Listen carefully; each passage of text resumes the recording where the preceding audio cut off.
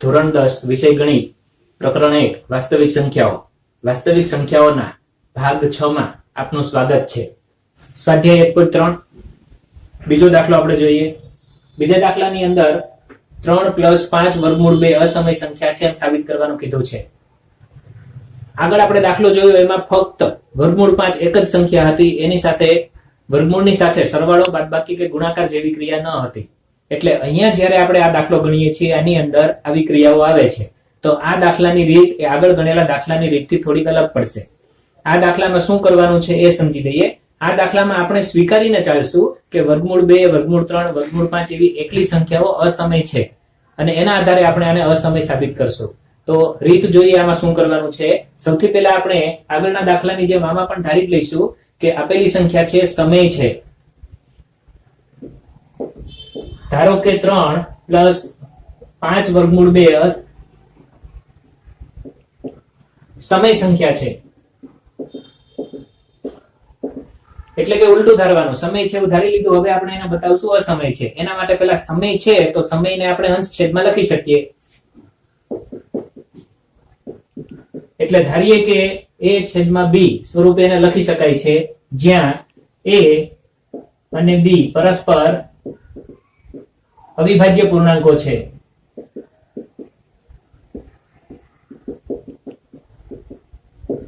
a અને b પરસ્પર અવિભાજ્ય પૂર્ણાંકો છે એટલે કે પૂર્ણાંકો છે, એના ઉપર આપણે વધારે ભાર મૂકશું। હવે આવા દાખલામાં આપણે સાબિતીમાં શું કરવાનું એ આપણે જરાક જોઈએ। તો સાબિતીમાં આવા દાખલામાં આપણે વર્ગમૂળ વાળી સંખ્યાને એકલી પાડી દેવાની, કારણ કે વર્ગમૂળ વાળી સંખ્યા અસમય છે આપણને ખબર છે જ। તો વર્ગમૂળ વાળી સંખ્યાને એકલી પાડવા માટે 3 ને સામે મોકલવા જોઈએ, એટલે કે 5 વર્ગમૂળ 2 બરાબર a/b - 3। અહીંયા સાદુરૂપ થોડુંક આપી દઈએ, એટલે કે a-3/b। અંશ અને છેદ વાળી સંખ્યા ત્યાં રાખવાની, એવી બનાવી નાખવાની, ત્યાં એ સ્વરૂપમાં લઈ આવવાની। હવે વર્ગમૂળ 2 ને કરતા બનાવીએ તો વર્ગમૂળ 2 એટલે a-3/5b, એટલે કે 5 છેદમાં જતા રહ્યા। હવે અહીંયા જે સંખ્યા મળી એ અંશ અને છેદ વાળી સંખ્યા મળી છે। તો અંશ અને છેદ વાળી સંખ્યા છે એ સમય સંખ્યા કહી શકાય, પણ એક શરત છે કે સમય ક્યારે કહેવાય। આપણે યાદ કરો, આજે જ્યારે શરૂઆત કરી ત્યારે જ કીધું હતું કે સમય સંખ્યા બરાબર a/b, a અને b પરસ્પર અવિભાજ્ય પૂર્ણાંકો છે। તો એમાં અવિભાજ્ય શબ્દને ઉપર આપણે અત્યારે બહુ વધારે ધ્યાન નથી દેતા, પણ આપણે એટલું કહીએ કે a/b તો a અને b જો બંને પૂર્ણાંકો હોય તો a/b સમય સંખ્યા થાય। તો અહીંયા આપણે અંશ એટલે ખાલી a નથી આપણી પાસે, a-3 છે, અને છેદ એટલે ખાલી b નથી પણ 5b છે। તો આપણે પેલા કહીશું કે a અને b 3 અને 5 આ બધી સંખ્યાઓ પૂર્ણાંક છે, એટલે અંદરો અંદર એમના સરવાળા, બાદબાકી, ગુણાકાર, ભાગાકાર પણ પૂર્ણાંક થાય। એટલે હવે અહીંયા આપણે આ રીતે લખવાનું છે, a b 3 5 પૂર્ણાંકો હોવાથી અહીંયા જે અંશ લખ્યો છે અંશ લખી નાખો, a-3 અને છેદ આવ્યો છે છેદ લખી નાખો, 5b પૂર્ણાંકો થાય અથવા તો પૂર્ણાંકો છે। હવે અંશ અને છેદ જો પૂર્ણાંક થયા હોય તો a-3 એ પૂર્ણાંક થાય અને છેદમાં 5b એ પણ પૂર્ણાંક થાય, એટલે કે આ સંખ્યા છે એને આપણે સમય સંખ્યા કહી શકીએ। એટલે કે આ અંશ અને છેદ વાળી સંખ્યા થઈ, અંશમાં પણ પૂર્ણાંક, છેદમાં પણ પૂર્ણાંક, એટલે અંશ અને છેદમાં જો પૂર્ણાંક હોય તો એવી સંખ્યાને કહેવાય સમય સંખ્યા। પણ અહીંયા જુઓ કે a-3/5b હોય તો એને આપણે વર્ગમૂળ 2 કીધા છે, એટલે અહીંયા લખી નાખીએ કે વર્ગમૂળ 2 આપણા માટે કેવી સંખ્યા થાય? સમય। તો વર્ગમૂળ 2 એ હવે આપણા માટે સમય સંખ્યા છે। અહીંયા આપણે જોઈએ તો વર્ગમૂળ 2 બરાબર સમય સંખ્યા આવી, પણ આપણે જાણીએ છીએ કે વર્ગમૂળ 2 સમય સંખ્યા નથી, વર્ગમૂળ 2 અસમય સંખ્યા જ છે। તો અહીંયા વિરોધાભાસ ઉભો થાય છે, એટલે કે આપણી ધારણા જે હતી એ ધારણા ખોટી છે ને આપણી ધારણા હતી સંખ્યા સમય છે। તો હવે અહીંયા વિરોધાભાસ અહીંયાથી એ રીતે કહેવાનો છે કે આપણી જે કંઈ પણ વર્ગમૂળ વાળી સંખ્યા હશે ને હંમેશા સમય બની જશે છેલ્લે, અને સમય બની જાય એટલે આપણે કહેવાનું કે ભાઈ એ તો ખોટી વાત છે, એ તો અસમય છે। તો હવે આપણે અહીંયા કહીએ સાઈડમાં કે વર્ગમૂળ પરંતુ વર્ગમૂળ 2 અસમય સંખ્યા છે, એટલે શું થાય છે? વિરોધાભાસ થાય છે। આમ વિરોધાભાસ થાય છે,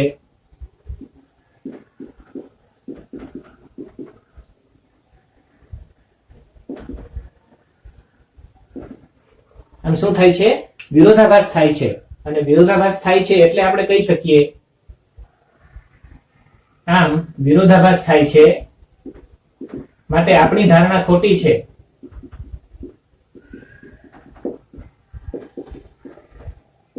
અને માટે જો આપણી ધારણા ખોટી હોય તો ધારણા શું હતી? 3 + 5 વર્ગમૂળ 2 સમય સંખ્યા છે. એ ધારણા ખોટી થઈ તો સાચી વસ્તુ શું થાય?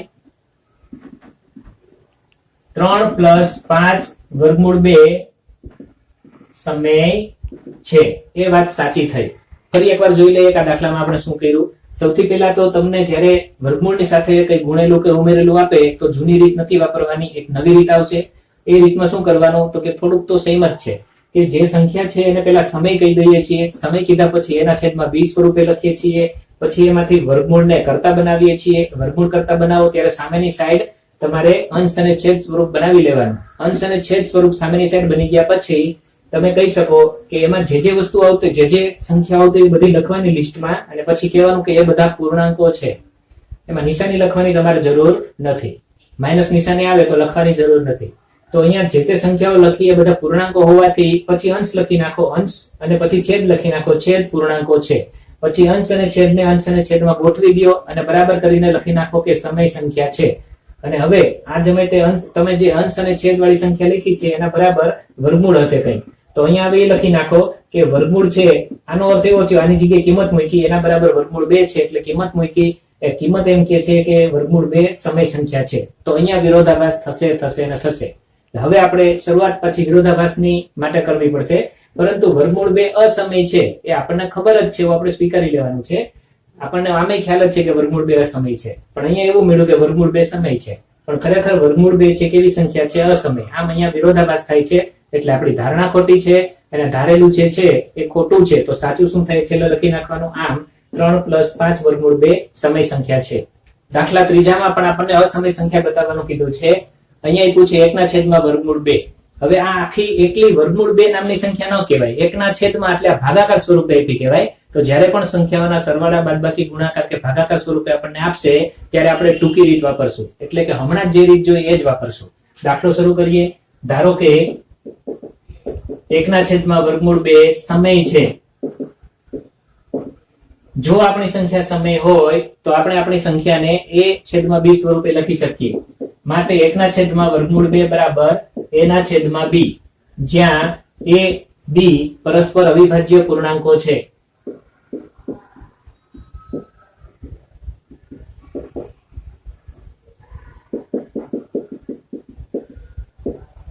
એમાંથી આપણા માટે પૂર્ણાંકો શબ્દ અગત્યનો છે. આપણે વાત કરી હતી કે વર્ગમૂળ વાળી સંખ્યાને એકલી પાડી દેવાની પણ અંશમાં રાખવાની. તો અહીંયા આપણે ઉપર લઈ જઈએ, b ને આ બાજુ લઈ જઈએ તો b આ બાજુ આવશે એટલે b બરાબર વર્ગમૂળ 2 આ બાજુ લઈ જઈએ એટલે વર્ગમૂળ 2 ગુણ્યા a. વર્ગમૂળ 2 ને એકલા પાડવા છે એટલે a ને આ બાજુ છેદમાં લઈ આવીએ, b ના છેદમાં a બરાબર વર્ગમૂળ 2. હવે વર્ગમૂળ 2 ને આપણે જમણી બાજુ જોઈએ છે એટલે આ સાઈડ બદલાવી નાખીએ ખાલી, એટલે કે વર્ગમૂળ 2 બરાબર b ના છેદમાં a. હવે અહીંયા આપણે કહેવાનું કે a અને b જેટલી સંખ્યાઓ આવતી હોય એ બધી પૂર્ણાંકો છે એમ લખવાનું. a અને b પૂર્ણાંકો છે અને માટે b ના છેદમાં a એ સમય સંખ્યા થાય, પણ b ના છેદમાં a એને આપણે કહીએ છીએ વર્ગમૂળ 2.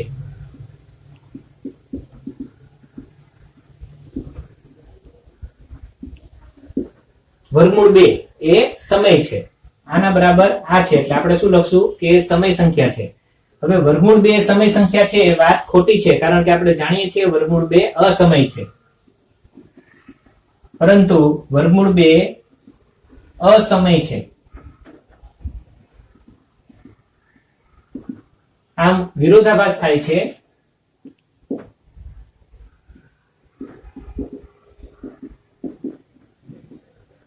જે વિરોધાભાસ દર્શાવે છે અથવા તો વિરોધાભાસ થાય છે એટલે આપણે કહી શકીએ કે આપણી ધારણા ખોટી છે.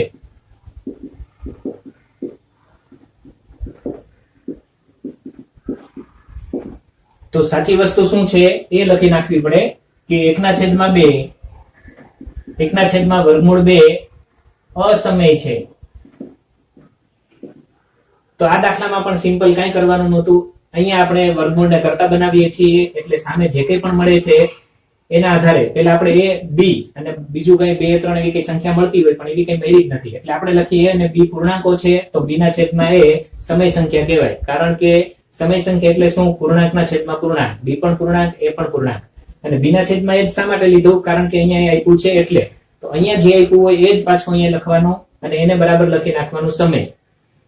હવે અહીંયા જે આપ્યું હોય એના બરાબર એક વર્ગમૂળ હશે તો એ વર્ગમૂળને પણ કહી દેવાનું સમય, પણ વર્ગમૂળ વાળી સંખ્યા સમય નથી હોતી કારણ કે એનું વર્ગમૂળ નીકળતું નથી એટલે. તો આપણે અહીંયા લખી નાખવાનું, પરંતુ વર્ગમૂળ 2 અસમય છે અને વિરોધાભાસ છે ને એના આધારે આપણે સાબિત કરી શકીએ છીએ. હજુ પણ એક દાખલો જોઈએ, એના પછીનો દાખલો જોઈએ. દાખલો બીજો, એમાં કીધું છે 7 વર્ગમૂળ 5. હવે 7 વર્ગમૂળ 5 એ એક સંખ્યા નથી, બે સંખ્યાઓનો ગુણાકાર છે. તો બે સંખ્યાઓનો ગુણાકાર હોવાથી હમણાં જ જે રીત જોઈએ એ જ રીતે દાખલો થાય, એટલે લાંબો દાખલો નથી ગણવાનો પણ નવી રીતે દાખલો ગણવાનો છે જે હમણાં આપણે જોયો. સૌથી પહેલા આપણે ધારી લઈએ કે 7 વર્ગમૂળ 5, ધારો કે 7 વર્ગમૂળ 5 સમય છે.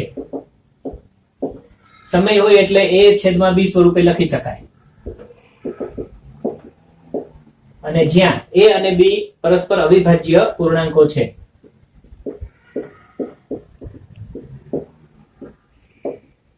પરસ્પર અવિભાજ્ય પૂર્ણાંકો છે એટલે અહીંયા કહી દીધું કે a અને b પૂર્ણાંકો છે, જેનો ઉપયોગ આગળ આપણે કરવાના છીએ.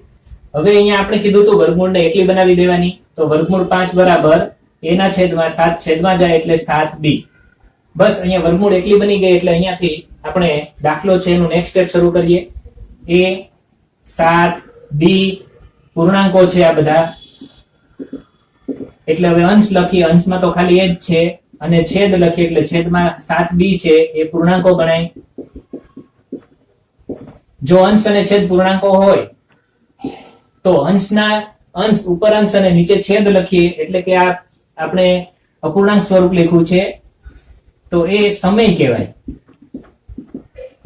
તો કોઈ સંખ્યા સમય ક્યારે થાય? આપણે કીધું હતું કે સમય સંખ્યા બરાબર a ના છેદમાં b લખી શકવા જોઈએ. તો a અને b શું હતા? તો કે પૂર્ણાંકના છેદમાં પૂર્ણાંક લખવા જોઈએ. તો અહીંયા આપણે લખ્યું સમય, અહીંયા પૂર્ણાંકના છેદમાં પૂર્ણાંક મળ્યું, કારણ કે a પણ પૂર્ણાંક 7b પણ પૂર્ણાંક, તો પૂર્ણાંકના છેદમાં પૂર્ણાંક હોય તો એને આપણે કહીએ સમય. પણ આની કિંમત તો અહીંયા ઉપર આપેલી છે વર્ગમૂળ 5. તો વર્ગમૂળ 5 બરાબર થયું સમય છે, પણ વર્ગમૂળ 5 સમય નથી, આપણે જાણીએ છીએ કે વર્ગમૂળ 5, પરંતુ વર્ગમૂળ 5 અસમય છે. તો એનો શું થયો? અહીંયા વિરોધાભાસ થાય છે. આમ વિરોધાભાસ થાય છે.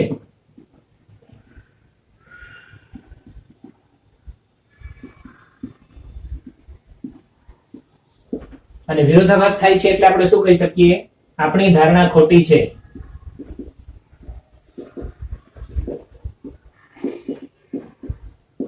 અને આપણી ધારણા ખોટી છે એટલે તો સાચું શું થશે? આપણે ધાર્યું હતું એવું કે 7 વર્ગમૂળ 5 સમય છે, એની બદલે બનશે 7 વર્ગમૂળ 5 અસમય છે. 7 વર્ગમૂળ 5 કેવી સંખ્યા છે? અસમય. હવે આના પછીનો એક દાખલો બાકી રહે છે, હોમવર્કમાં આપીએ છીએ. તો હોમવર્કમાં આપણે સાબિત કરવાનું છે આની જેમ જ 6 પ્લસ વર્ગમૂળમાં 2 એ ત્રીજો દાખલો છે આનો. જેમ ત્રીજાનો પહેલો, ત્રીજાનો બીજો, એમ ત્રીજાનો ત્રીજો દાખલો. તો ત્રીજાનો ત્રીજો દાખલો એમાં શું છે? 6 પ્લસ વર્ગમૂળ 2 અસમય છે એમ સાબિત કરવાનું છે. અહીંયા આપણે જોઈ લઈએ શું કરવું પડશે. અહીંયા આપણે આવશે 6 પ્લસ વર્ગમૂળ 2, 6 પ્લસ વર્ગમૂળ 2. અહીંયાથી તમે જ્યારે વર્ગમૂળ 2 રાખશો તો 6 ને સામે મોકલવા પડશે, એટલે અહીંયા શું બની જશે? એ સ્ટેપ આપણે જરાક જોઈએ કે a પ્લસ વર્ગમૂળ 2 બરાબર તમે a ના છેદમાં b લખો તો વર્ગમૂળ 2 બરાબર થાય a ના છેદમાં b માઈનસ 6. અને અંશ અને છેદમાં દર્શાવવા માંગો તો આ બેનો ગુણાકાર કરવો પડશે, એટલે a માઈનસ 6 b ના છેદમાં b. અને હવે તમે અહીંથી એવું કહેશો કે a 6 અને b પૂર્ણાંકો હોવાથી, અહીંયા a 6b પૂર્ણાંકો હોવાથી અંશમાં આવ્યું છે a માઈનસ 6b, એટલે અહીંયા લખશો a માઈનસ 6b, અને છેદમાં ખાલી b આવ્યું છે એટલે અહીંયા લખશો b પૂર્ણાંકો છે. અંશમાં લખશો a માઈનસ 6b, અહીંયા છે એટલે, અને છેદમાં લખશો b એ પૂર્ણાંકો છે આ સ્ટેપમાં, અને બરાબર લખી નાખશો સમય સંખ્યા. અને પછી કહેશો કે આ વર્ગમૂળ 2 સમય સંખ્યા નથી, એ તો અસમય છે. આમ વિરોધાભાસ થાય છે. ધારણા ખોટી છે અને ધારણા મુજબ જે તમે સમય સંખ્યા લીધી છે એને હવે તમારે કેવી પડશે અસમય સંખ્યા. તો આમ અહીંયા આપણો જે સ્વાધ્યાય 1.3 છે એ પૂરું થાય છે. નેક્સ્ટ ટોપિક આપણો છે અસમય સંખ્યાઓનું દશાંશ સ્વરૂપ અને સમય સંખ્યાઓનું દશાંશ સ્વરૂપ કેવું હોઈ શકે. અસમય સંખ્યાઓનું દશાંશ સ્વરૂપ હંમેશા અનંત અને અનાવૃત હોય છે. અનંત એટલે કે પોઈન્ટ પછી સંખ્યાઓ અનંત આવશે, એટલે કે ઘણી બધા આંકડાઓ એની અંદર આવેલા હશે, પણ એ અંકો કયા ક્રમમાં રિપીટ થાય છે આપણને ખબર નહીં પડે, એટલે કે અચોક્કસ ક્રમમાં હશે, એટલે કે એનું પુનરાવર્તન થતું નહીં હોય, એટલે કે આવૃત નહીં હોય, તો એને અનાવૃત કહેવાય. તો એવી સંખ્યાઓ દશાંશ સ્વરૂપે લખીએ છીએ ત્યારે પોઈન્ટ પછી અસંખ્ય આંકડાઓ આવે છે અને એ આંકડાઓ ક્યાં હશે આપણને ખબર પડતી નથી.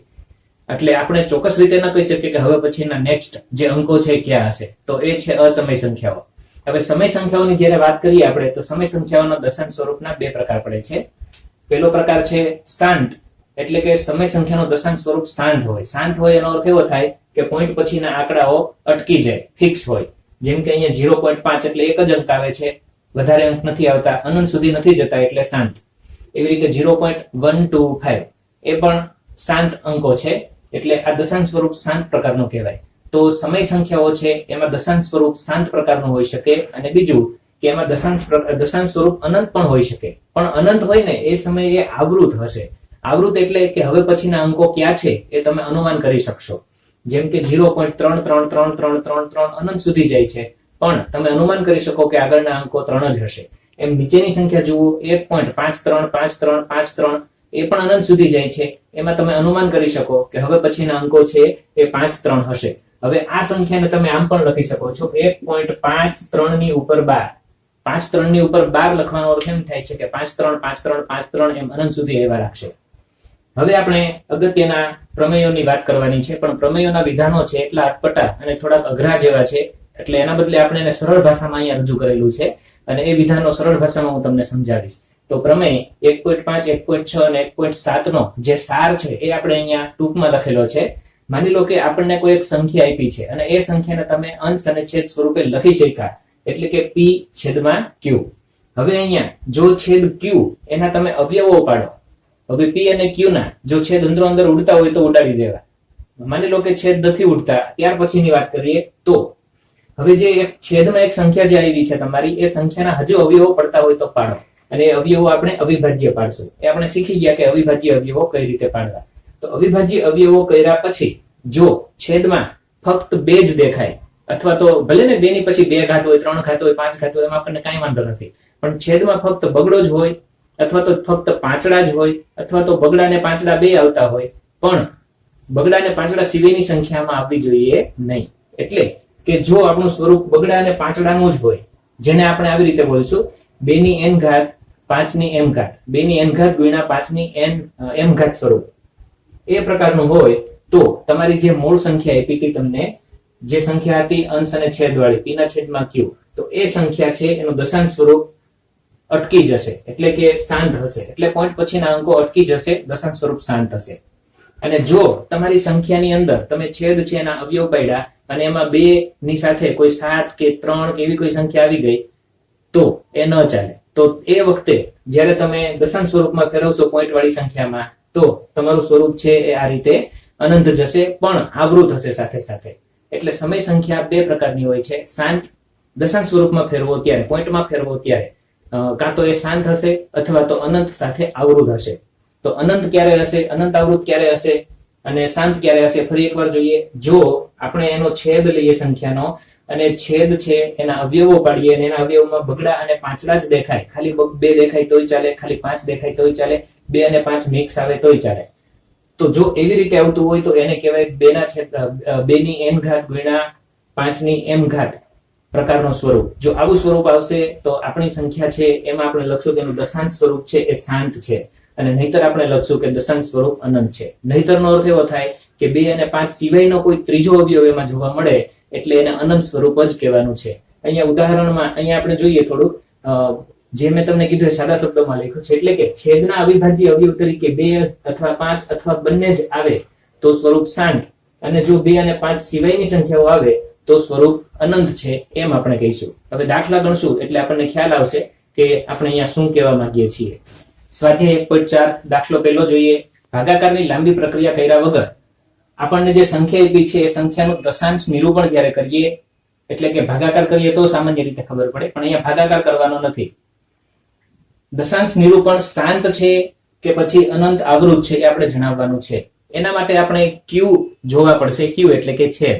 છેદના અવયવ પાડવા પડશે. છેદના અવયવમાં 2 દેખાય, 5 દેખાય, બસ આટલું જ દેખાય તો આપણે કહીશું કે દશાંશ સ્વરૂપ શાંત છે. અને આ સિવાયનો કોઈ નવો અવયવ દેખાશે તો આપણે કહીશું દશાંશ સ્વરૂપ અનંત અને આવૃત છે. પેલી સંખ્યા લઈએ 13/3125. તો 13 અવિભાજ્ય છે, એના અવયવ ન પડે. હવે નીચેની સંખ્યા જોઈએ 13,125, તો એને 5 વડે ભાગવાનો પ્રયત્ન કરીએ આ સંખ્યાને, તો 5 ગુણ્યા 625 લખી શકાય. એટલે કે હવે અહીંયા જો 625 છે એને આપણે 25 ગુણ્યા 25 લખી શકીએ. એટલે 13/5 ગુણ્યા 25 ગુણ્યા 25 એટલે કે 13. અને 25 એટલે એમાં 2 વાર 5 આવે, અહીંયા પણ 25 એટલે 2 વાર 5 આવે, એટલે કુલ કેટલા 5 થશે જુઓ.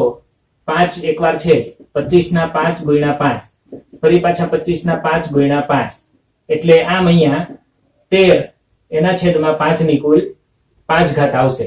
એટલે કે 13 ના છેદમાં 5 ની 5 ઘાત. હવે અહીંયા છેદ ઉડતા હોય તો ઉડાડવા, છેદ ઉડતા નથી. હવે છેદ ઉડતા નથી એવા સમયે તમે ક્યુ તરીકે લઈ શકો છો 5 ની 5 ઘાત.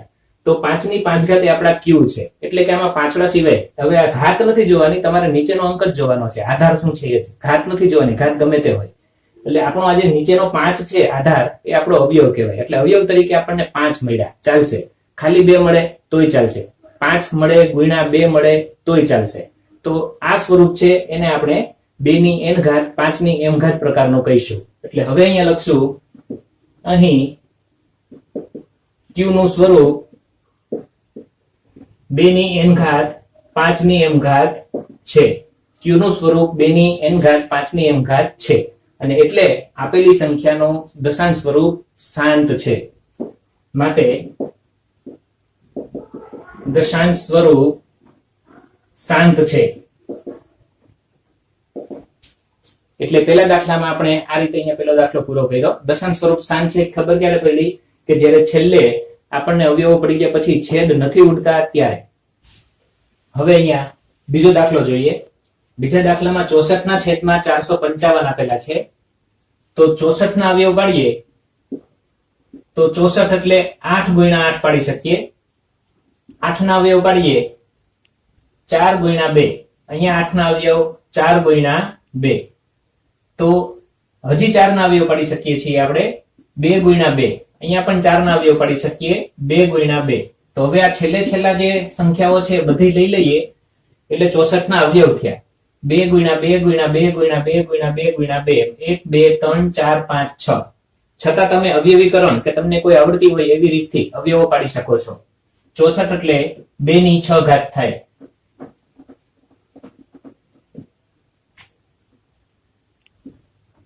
455 ના ભાગ પાડીએ,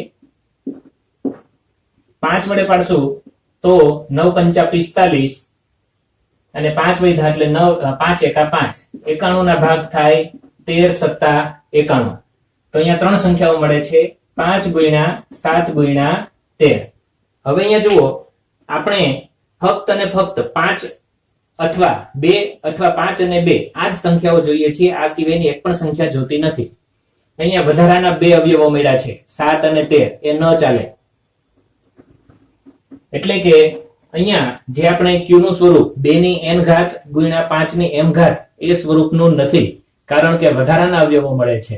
તો આ સમયે દશાંશ સ્વરૂપ અહીંયા જે શાંત થયું છે એવી રીતે નહીં થાય. એટલે કે અહીંયા દશાંશ સ્વરૂપ શાંત ન હોય તો બીજો એક જ વિકલ્પ છે, અનંત અને આવૃત હશે. માટે અહીંયા q નું સ્વરૂપ 2 ની n ઘાત 5 ની m ઘાત નથી. પ્રકારનું નથી એમ લખીએ, પ્રકારનું નથી. અને માટે દશાંશ સ્વરૂપ અનંત આવૃત છે.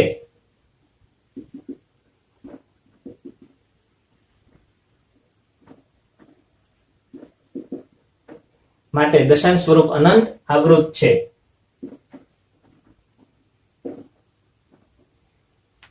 એવી જ રીતે એના પછીનો દાખલો જોઈએ 15. 15 ને લખાય 3 ગુણ્યા 5. જ્યારે 1600 ને લખાય 16 ગુણ્યા 100. પછી 16 ને આપણે લખશું 4 ગુણ્યા 4 અને 100 ને લખશું 10 ગુણ્યા 10. 4 ને લખશું 2 ગુણ્યા 2, ફરી પાછા 2 ગુણ્યા 2. 10 ને લખશું 5 ગુણ્યા 2, 10 ને લખશું 5 ગુણ્યા 2. હવે અહીંયા બગડા ગણીએ તો 1 2 3 4 5 6 બગડા 6 વાર આવે છે. બાકી વિધા પાંચડા 2 વાર આવે છે. હવે અહીંયા સાદુરૂપ આપતા જો કોઈ અવયવ ઉડતા હોય તો ઉડાડવા પડે, કેન્સલ થતા હોય તો કેન્સલ કરવા પડે. તો અહીંયા આપણે કેન્સલ કરીએ. એકવાર 5 અંશમાંથી જાય, એકવાર 5 છેદમાંથી જાય, એટલે 5 ની 2 ઘાતના બદલે 5 ની 1 ઘાત વધી, એટલે કે 3 ના છેદમાં 2 ની 6 ઘાત ગુણ્યા 5. આ એનું છેલ્લું સ્વરૂપ થયું. હવે આમાં જોવાનું તમારે છેદ ઉડ્યા પછી કે 2 અને 5 જ દેખાય છે કે એ સિવાયનું કઈ વધારે. જો ફક્ત 2 અને 5 દેખાય તો એ સ્વરૂપ 2 ની n ઘાત ગુણ્યા 5 ની m ઘાત પ્રકારનું થયું, એટલે દશાંશ સ્વરૂપ શાંત થશે. અહીંયા કોઈ નવો અવયવ નથી આવતો, 2 અને 5 જ આવે છે. એટલે માટે અહીંયા લખીએ q નું સ્વરૂપ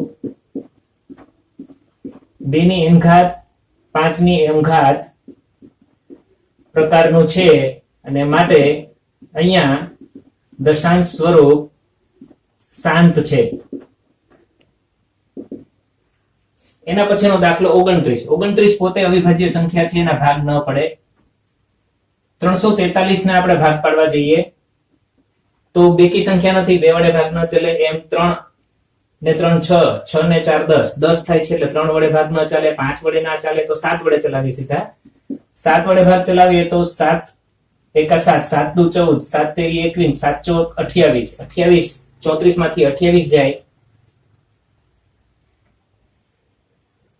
34 માંથી આપણે 28 કાઢવાના છે એટલે બાકી વધશે 6, એટલે 63 થશે. 9 સત્તા 63, 7 ના ભાગ 49 ના ભાગ પાડીએ તો 7 ગુણ્યા 7 2 વાર, તો અહીંયા કુલ સાતડા આવે છે 3 વાર, એટલે કે 7 ની 3 ઘાત. અહીંયા જુઓ 2 અને 5 આ સિવાય કઈ દેખાવું જ ના જોઈએ. અહીંયા તો 2 કે 5 એકય દેખાતા જ નથી.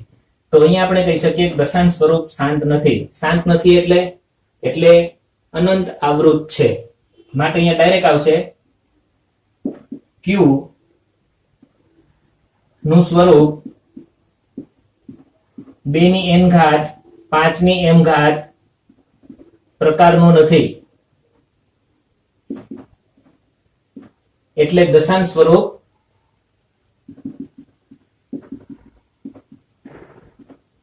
અનંત આવૃત છે. કારણ કે દશાંશ સ્વરૂપ 2 પ્રકારના હોય, શાંત અથવા અનંત આવૃત. શાંત ક્યારે થાય? 2 અને 5 દેખાય તો જ. 2 અને 5 સિવાય કોઈ નવી વસ્તુ દેખાય, નવો અવયવ દેખાય એટલે તરત જ કહી દેવાનું કે અનંત આવૃત છે. હવે બાકીના દાખલાઓમાં આપણે એટલું લાંબુ લખશું નહીં, ખાલી નક્કી કરી નાખશું કે દશાંશ સ્વરૂપ કેવું છે. એટલે કે દાખલો 8 અને દાખલો 9 તમારે તમારી બુકની અંદર હોમવર્કમાં લખવાનો છે. તો રકમ અહીંયા લખી છે 6/15. તો અહીંયા તમને હિન્ટ આપી દઈએ કે કઈ રીતે કરશો. 6/15 એટલે 3 ગુણ્યા 2 લખી શકાય, 15 એટલે 5 ગુણ્યા 3 લખી શકાય. 3 ઉડી ગયા એટલે 2/5. હવે અહીંયા છેદમાં જુઓ 2/5. તમારે ખાલી એક છેદ જ જોવાનો છે. છેદ એટલે q, q એટલે 5. ખાલી 5 આવે તો ચાલે, ખાલી 2 આવશે તોય ચાલશે, 2 અને 5 આવશે તોય ચાલશે, પણ 2 5 સિવાય કોઈ નવી વસ્તુ અહીંયા આવે તો ન ચાલે. એટલે અહીંયા તો ચાલશે, એટલે q બરાબર 5. તો એ q સ્વરૂપ ગણાશે 2 ની n ઘાત. ભલે 2 નથી દેખાતા, 2 નથી દેખાતા એટલે 2 ની 0 ઘાત ગણી શકાય. એટલે આપણે લખશું તો ખરા જ. શું લખશું? આપણે આખું લખશું. q નું સ્વરૂપ 2 ની n ઘાત 5 ની m ઘાત પ્રકારનું છે. અહીંયા નથી નહીં, પણ આપણે ઉપરનું લઈશું. q નું સ્વરૂપ 2 ની n ઘાત 5 ની m ઘાત પ્રકારનું છે, એટલે દશાંશ સ્વરૂપ શાંત છે. એવી રીતે 35 માં 7 પંચા 35 લખી શકાય, અને 5 ગુણ્યા 10 એટલે 50 થાય. 5 5 ઉડી ગયા, 7 ના છેદમાં 10 આવ્યા, 10 ના અવયવ પડશે, હજુ 10 ના અવયવ પડશે 2 ગુણ્યા 5. એટલે અહીંયા પણ આપણે કહી શકશું કે દશાંશ સ્વરૂપ q એટલે 2 ગુણ્યા 5. દશાંશ સ્વરૂપ છે અહીંયા શાંત આવશે, કારણ કે 2 અને 5 સિવાય કોઈ નવો અવયવ છેદમાં દેખાતો નથી. 10મો દાખલો જોઈએ. 77 ના છેદમાં 210. 77 ને આપણે લખી શકીએ છીએ 7 ગુણ્યા 11. 7 ગુણ્યા 11 લખીએ અને 210 ને લખી શકાય 21 ગુણ્યા 10. 21 ને ફરી પાછા લખાય 7 ગુણ્યા 3. 7 7 કેન્સલ થશે, અહીંયા બાકી વધશે 11 ના છેદમાં 3 ગુણ્યા 10. એટલે 11/3 અને 10 ને લખી શકાય 2 × 5. હવે અહીંયા જુઓ કઈ સાદુરૂપ આપી શકાય એમ નથી, અને છેદમાં જે મળ્યું છે એ આખું ક્યુ કહેવાય, એમાં 3 આવે છે પણ 3 ચાલે નહીં, એટલે અહીંયા લખશું કે છેદ ક્યુ નું સ્વરૂપ 2n-5 5n પ્રકારનું નથી, કારણ કે વધારાનો અવયવ આવી ગયો એટલે. માટે દશાંશ સ્વરૂપ અનંત આવૃત છે. હોમવર્ક લખી લઈએ આપણે. બીજો દાખલો હોમવર્કમાં કરવાનો છે 17/8, ત્રીજો દાખલો કરવાનો છે 23/2/3 5/2.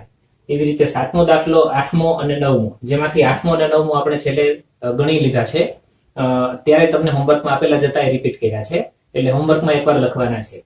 હવે અહીંયા તમે આ દાખલાઓ બહુ સહેલા છે, આ બે દાખલાઓ તો સાવ સહેલા છે, છેદ જોઈને જ કહી શકો. 2 અને 5 જ છે તો શાંત હશે, 2 અને 5 સિવાય વધારાનો અવયવ આવ્યો તો શાંત હશે નહીં, એટલે કે અનંત આવૃત હશે.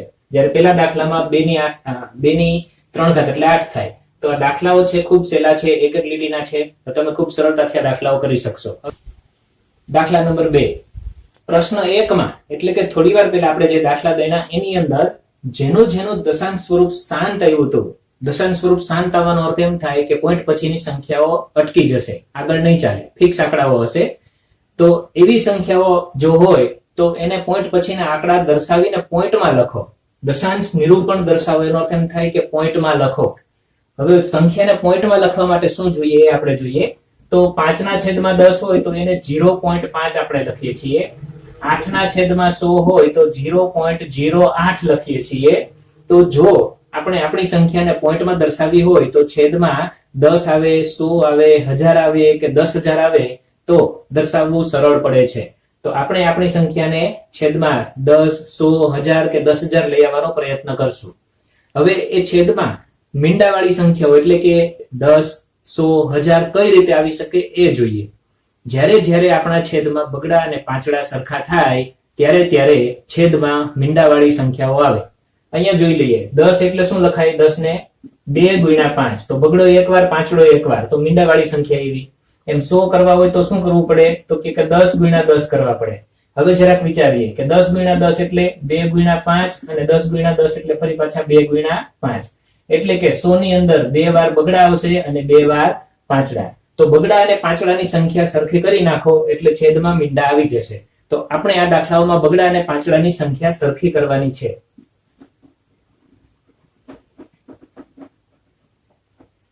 પેલો દાખલો જોઈએ. પેલો દાખલો છે એ આપણે ઓલરેડી ગણી લીધો છે. આનું સ્વરૂપ શાંત આવે છે. તો 13/5 આપેલી છે.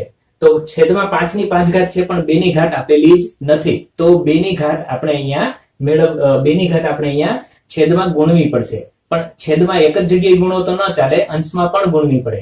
એટલે કે જે કંઈ પણ ઘટતું હોય એટલું બધું જ છેદમાં ગુણવું અને અંશમાં ગુણવું. તો 2 કેટલી ઘાત ઘટે છે? અહીંયા 5 ઘાત.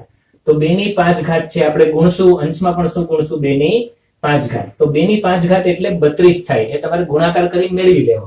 2/5 32 થાય. તો અંશમાં તમે જુઓ તો આ 2 નો ગુણાકાર થાય એટલે કે 13 × 32 થશે. અને છેદમાં તો કે 2 અને 5 એને ભેગા કરી નાખો એટલે 5 × 2 ભેગા કરી નાખીએ અને ઘાત એની 2 ની ઉપર ચડાવી દેવાની, એટલે અહીંયા 5 × 2 એટલે 10 થઈ જશે. 10 થઈ જશે એટલે 10 કેટલી વાર કરવાના? 5 વાર, એટલે કે 5 મીંડા આવશે. હવે અહીંયા જોઈએ 13 × 32 કરી એટલે 13 × 26 નો છગડો વધી 2, 13 × 39, 40 41 એટલે કે 416. 416 ના છેદમાં હવે અહીંયા આ સંખ્યા જે છે એને લખાય 10/5. 10/5. 10/5 એટલે તો કે એકડા પછી 5 મીંડા, જેટલી ઘાત એટલા મીંડા એકડા પછી. હવે પાછળથી સંખ્યા ગણતા જાઓ તો જેટલા મીંડા હોય ને એટલી સંખ્યા પાછળ રહેવી જોઈએ, પોઈન્ટ પછી એટલી સંખ્યા આવે. તો અહીંયા 416, પણ પોઈન્ટ ક્યાં મૂકવાનો? આગળ ચાલતા જાઓ. પેલો મીંડા માટે બીજું મીંડું, ત્રીજું મીંડું, પછી આ ચોથું મીંડું. જો હવે સંખ્યા નથી તો ત્યાં 0 મૂકવા પડે, એટલે ચોથો 0, પાંચમો 0 અને હવે પછી પોઈન્ટ, એટલે આપણો જવાબ થાય 0.00416. ફરી પાછું સમજો અહીંયા આપણે કઈ રીતે કર્યું છે. તમારે 5 શૂન્ય છેદમાં હોવાથી પોઈન્ટ પછી 5 સંખ્યાઓ હોવી જોઈએ. તો તમારે છેડેથી લખવાની શરૂ કરવાની. 6, 1, 4, 3 તો લખી નાખી. હવે તો કે હજી 2 ઘટે છે, ઘટતા હોય એટલે શૂન્ય મૂકી દેવા અને પછી પોઈન્ટ મૂકવાનો. તો આ રીતે દશાંશ નિરૂપણ અહીંયા આપણે દર્શાવ્યું. બીજી સંખ્યામાં જોઈએ તો 23. 23 2 ની 3 ઘાત 5 ની 2 ઘાત. 2 ની 3 ઘાત 5 ની 2 ઘાત. તો ઘટે છે શું? તો એમાં તમારે મોટી સંખ્યા જોવાની, મોટી ઘાત જોવાની. મોટી ઘાત 3 છે. કોની 3 ઘાત છે મોટી? 2 ની. તો 2 ની 3 ઘાત મોટી છે એટલે તમારે 5 ની પણ 3 ઘાત કરવાની. 5 ની 3 ઘાત કરવા માટે 2 ઘાત તો છે, એક જ ઘાત ઘટે છે. તો આપણે અંશમાં 5 ગુણશું અને છેદમાં 5 ગુણશું એટલે છેદમાં થઈ જશે 2 ની 3 ઘાત અને 5 ની પણ 3 ઘાત. એટલે આગળ વધીએ તો છેદમાં આપણે લખી નાખશું 5 દુ 10. 10 ની 3 ઘાત ડાયરેક્ટ લખી નાખશું. હવે અંશની વાત રહી તો 23 ગુણ્યા 5 કરવાના છે. તો 5 તેરી 15 નો પાછળો વધી 1. 5 દુ 10 ને 1 11 એટલે 23 પંચા થાય 115. તો 115. હવે 10 ની 3 ઘાત છે એટલે 115 છેદમાં એકડા પછી 3 મીંડા. તો હવે આમાં કેવું જોઈએ કે પોઈન્ટમાં દશાંશ નિરૂપણ શું હશે? બરાબર છે, છેલ્લેથી આંકડા લખતા જઈએ તો 5 1 1 3 આંકડા લખાઈ ગયા પછી પોઈન્ટ એટલે 0. 3 આંકડા પછી પોઈન્ટ મૂકવાનો હતો એટલે પોઈન્ટ પછી 3 આંકડા દેખાવા જોઈએ.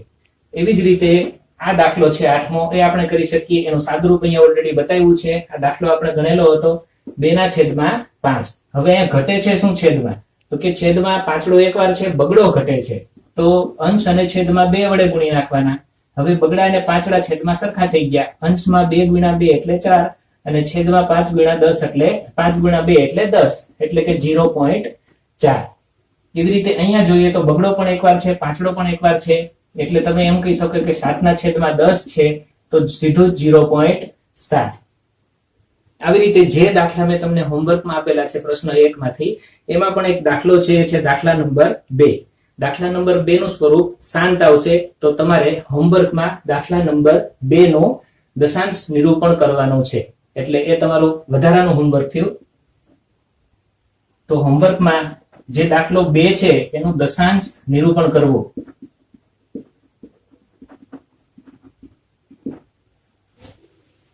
સ્વાધ્યાય 1.4 મુખ્ય દાખલો ત્રીજો. 2 પ્રશ્નો પૂછેલા છે. પહેલો પ્રશ્ન એ છે કે સમય સંખ્યા છે કે નહીં એ આપણે જણાવવાનું છે. બીજો પ્રશ્ન એ છે કે p ના છેદમાં q સ્વરૂપમાં, અને p ના છેદમાં q સ્વરૂપ ક્યારે લખી શકાય? જ્યારે સંખ્યા સમય હોય તો. એટલે કહેવાનો અર્થ એમ છે કે જો આપણી સંખ્યા સમય નીકળે તો જ આપણે જવાબ દેવાનો છે બીજા પ્રશ્નનો. અને એમાં એમ પૂછ્યું છે કે q ના છેદમાં, q એટલે કે છેદમાં અવિભાજ્ય અવયવ વિશે શું કહી શકાય? એટલે કે એમાં 2 હશે, 5 હશે કે વધારાનો અવયવ હશે એ આપણે કહેવાનું છે. એક ઉદાહરણ જોઈએ અહીંયા એટલે આપણને ખબર પડી જશે. એટલે પહેલો દાખલો ગણીએ. એમાં લખેલું છે 43.1 2 3 4 5 6 7 8 9. 9 ગાડી અટકી ગઈ એટલે કે આ સંખ્યા શાંત છે. જો દશાંશ નિરૂપણ શાંત હોય તો આપણી સંખ્યા સમય હોય, અને સમય સંખ્યા હોય તો આપણે છેદનો જવાબ દેવો જરૂરી છે. એટલે દશાંશ નિરૂપણ અહીંયા શાંત છે માટે આપણી સંખ્યા સમય સંખ્યા છે. અને જો દશાંશ નિરૂપણ શાંત હોય તો છેદ વિશે શું કહી શકાય? તો આપણે દાખલા ઘણા બધા ગણ્યા છે. તો છેદ વિશે એ કહી શકાય કે છેદમાં અવિભાજ્ય અવયવ તરીકે કાં તો 2 હશે અથવા 5 હશે અથવા બંને હશે. એટલે કે છેદ q ના અવિભાજ્ય અવયવ તરીકે 2 અથવા 5 અથવા બંને હશે.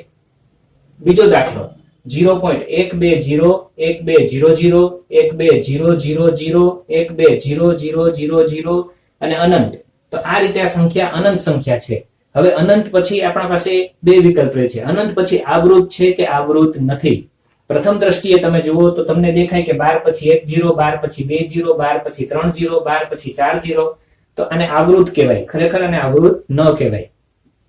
આવૃતનો અર્થ એમ થાય કે તમે જે શરૂઆતમાં જ્યાં સુધી સંખ્યા રિપીટ થાય છે એ જ સંખ્યાઓ વારંવાર રિપીટ થવી જોઈએ, એમાં વધઘટ થવી જોઈએ નહીં. 12 પછી 1 0 તો 12 પછી એક જ 0 આવવો જોઈએ, 2 0 ન ચાલે. પાછા 12 પછી 1 0, 12 પછી 1 0 એવું હોય તો આવૃત કહેવાય. પણ જો એમાં વધારો કે ઘટાડો થતો હોય તો એને આવૃત કહેવાય નહીં. તો આપણી સંખ્યા છે એ અનંતની સાથે સાથે અનાવૃત છે. અને જો આપણી સંખ્યા અનંત અનાવૃત હોય તો સમય સંખ્યા નથી, એટલે કે અસમય સંખ્યા છે. અને અસમય સંખ્યા હોય તો એને અંશ અને છેદમાં લખી જ ન શકાય, એટલે છેદ વિશે કંઈ કહેવાનું થતું નથી. ખાલી કહી દેવાનું સંખ્યા અસમય છે.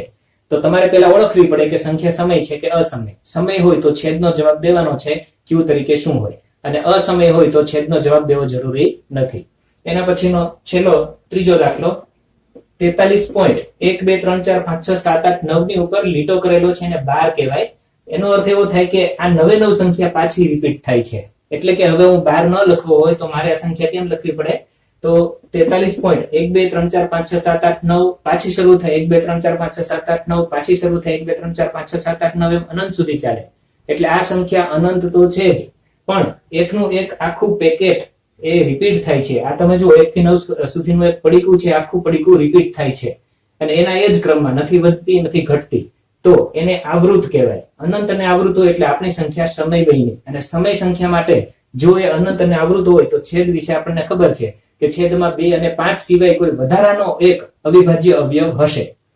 તો એ અહીંયા જ લખેલું છે કે છેદ q ના અવિભાજ્ય અવયવ તરીકે 2 અને 5 સિવાય ઓછામાં ઓછો કોઈ એક 2 અને 5 સિવાયનો કોઈ એક અવિભાજ્ય અવયવ હશે. કારણ કે જો છેદમાં 2 અને 5 જ આવ્યા હોય તો દશાંશ નિરૂપણ શાંત થઈ જાય. અહીંયા દશાંશ નિરૂપણ શાંત નથી, અનંત આવૃત છે. અને જો દશાંશ નિરૂપણ અનંત આવૃત હોય તો છેદમાં q તરીકે જે અવયવો આવેલા હોય અવિભાજ્ય, એમાં 2 5 સિવાય કોઈ વધારાનો અવયવ હોય અને હોય. આમ આપણે અહીંયા આપણું પ્રથમ ચેપ્ટર વાસ્તવિક સંખ્યાઓ પૂર્ણ કરીએ છીએ. આ ચેપ્ટરના વિડીયો તમે જ્યારે ઈચ્છો ત્યારે YouTube ઉપરથી જોઈ શકો છો. તો વારંવાર જુઓ, ન સમજાય તો તમે શિક્ષકનો કોન્ટેક્ટ કરી શકો છો. Thank you.